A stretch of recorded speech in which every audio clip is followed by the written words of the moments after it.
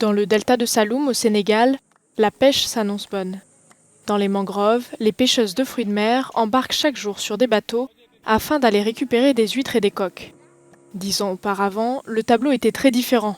Une partie des mangroves avait disparu à cause de la sécheresse, créant des risques d'inondation pour les habitations.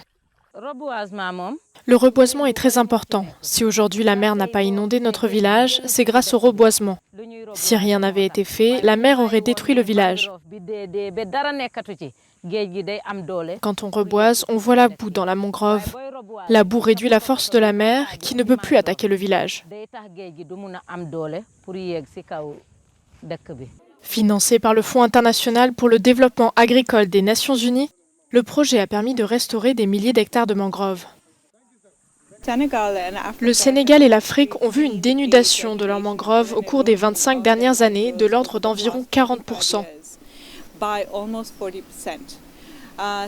Le Sénégal a été particulièrement touché par cette érosion, ce qui signifie que les personnes vivant près des côtes et dans les zones côtières ont perdu leurs moyens de subsistance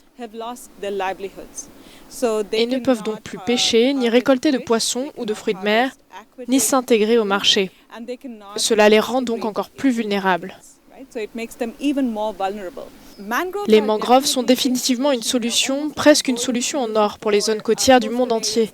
Qu'il s'agisse de la Grèce, de l'Italie, du Bangladesh ou des îles du Pacifique, tous les pays dont les zones côtières vont souffrir de l'élévation du niveau de la mer et d'une vulnérabilité accrue en raison du changement climatique, de l'augmentation des tempêtes, de la hausse des marées, etc. Donc elles sont vraiment une bonne solution naturelle. Au total, plus de 50 000 familles de la région ont bénéficié de la reforestation. Les pêcheuses ont pu obtenir un revenu pour leur travail, en plus de prêts et de formations pour ajouter de la valeur à leurs produits. D'ici les prochaines années, le FIDA espère encore reboiser plus de 1000 hectares de mangroves au Sénégal. Selon un rapport du GIEC publié le 9 août, le niveau des mers pourrait augmenter de 2 mètres d'ici la fin du siècle.